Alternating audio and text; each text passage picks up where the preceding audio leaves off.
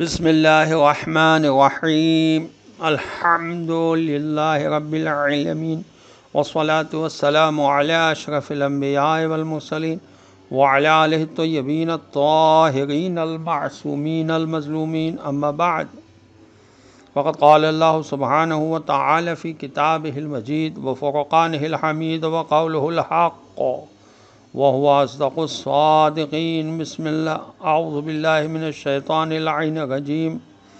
بسم الله الرحمن الرحيم. وإذا أذقنا الناس رحمة من بعد ضراء مستهم إذا لهم مكر في آياتنا قل الله أسرع مكرا إن رسلنا يكتبون ما تمكرون. صدق اللہ العلی العظیم. السلام علیکم ورحمۃ اللہ وبرکاتہ. اللہ تبارک و تعالیٰ کا شکر ہے کہ سورہ مبارکہ یونس کی آیت نمبر 21 کی تلاوت کا میں نے شرف حاصل کیا، جس کا ترجمہ یہ ہے کہ اور جب ہم انسانوں کو کسی مصیبت کے آن پڑنے کے بعد اپنی رحمت کا مزہ چکھاتے ہیں تو فوراً وہ لوگ ہماری قدرت و حکمت کی دلیلوں کے بارے میں اپنی ترکیبیں لڑانا شروع کر دیتے ہیں. آپ صلی اللہ علیہ وسلم سے فرما دیں کہ اللہ چال چلنے میں تم سے کہیں زیادہ تیز ہے. تحقیق ہمارے فرشتے تمہاری ساری ترکیبوں اور مکاریوں کو لکھتے جا رہے ہیں. تفسیر صافی میں اس آیت کی ذیل میں لکھا ہے، مفسرین نے لکھا کہ اہل مکہ 7 سال تک قحط میں مبتلا رہے. جب مرنے لگے تو اللہ تعالیٰ نے ان پر رحم فرمایا اور خوب بارشیں برسائیں.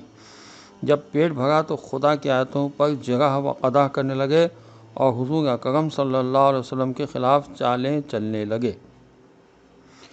تفسیر موضوع القرآن میں لکھا ہے اس آیت کے ذیل میں کہ ترکیبیں لڑانے کا مطلب یہ ہے کہ وہ خدا کی نعمتوں اور احسانات کو ماننے کے لیے کسی طرح سے بھی تیار نہیں ہوتے اور خدا کی نعمتوں کو خدا کی مرضی کے بالکل خلاف استعمال کرتے ہیں. یہی دونوں کفران نعمت کی صورتیں ہیں. تفسیر صافی میں اس آیت کی ذیل میں لکھا ہے کہ غرض آیت کا مطلب یہ ہے کہ قبل اس کے کہ تم اللہ کے ساتھ کوئی چال چلو، اس نے تمہارے لیے سزا تجویز فرما دی ہے. مکر کے معنی خفیہ چال چلنا ہوتا ہے، لیکن جب یہ لفظ خدا کے لیے استعمال ہوتا ہے تو اس کا مطلب مکر کی سزا اس طرح دینا ہوتا ہے کہ مکار کو اس کا اندازہ نہ ہو سکے اور وہ آہستہ آہستہ خدا کی سزا میں گرفتار ہو جائے. اس کو استدراج کا قانون کہتے ہیں. حاصل مطلب یہ ہے کہ تم معجزے کس منہ سے مانگتے ہو؟ ابھی تم قحط کا شکار تھے، اپنے بتوں اور سرداروں سے بارش کا مطالبہ کرتے تھے، تم بیزار ہو گئے تھے،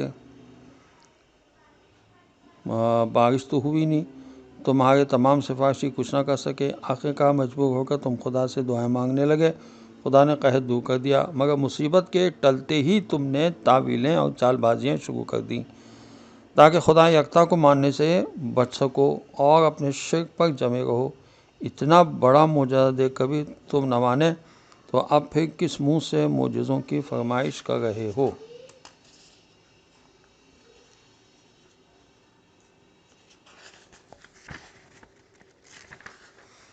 اللہ کی چال سے مراد یہ ہے کہ اگر اتنا کچھ سمجھانے کے بعد بھی تم اپنی اصلاح نہیں کرتے تو پھر خدا تمہارے اختیار کیے ہوئے غلط راستے پر چلتے رہنے کی چھوٹ کس طرح دے دے گا؟ تمہیں خوب کس طرح نوازے گا؟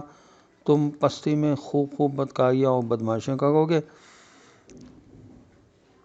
خدا کے مقرر کیے ہوئے فرشتے تمہاری ایک ایک بدمعاشی کو لکھتے جائیں گے. پھر اچانک موت کا فرشتہ تمہارے سر پر آ کھڑا ہوگا اور تم اپنے کرتوت کا حساب دینے کے لیے دھر لیے جاؤ گے. یہ تفہیم القرآن میں لکھا ہے. خدا کی خفیہ چال کو قانون استدراج کہتے ہیں، یعنی آہستہ آہستہ درجہ بدرجہ تباہی کی طرف جانے کی چھوٹ دے دینا. شاہ ولی اللہ صاحب نے اپنی تفسیر میں لکھا کہ ہوتا اصل میں یہ ہے کہ سختی کے وقت آدمی کی نظر اسباب سے اٹھ کر صرف اللہ پر جم جاتی ہے. پھر جہاں سخت گھڑی گزری اور کام بن گیا، پھر انسان خدا کو بھول کر اسباب پر آ رہتا ہے. ڈرتا نہیں کہ خدا پھر اسے ایسی تکلیف و سختی کا کوئی اور سبب کھڑا کر دے گا، کیونکہ خدا ہی کے ہاتھ میں ہے سب اسباب کی باغ ڈور. چنانچہ آگے دریائے سفر کی مثال سے اسی کو ثابت فرمایا گیا ہے. وآخر دعوانا الحمد للہ رب العالمین.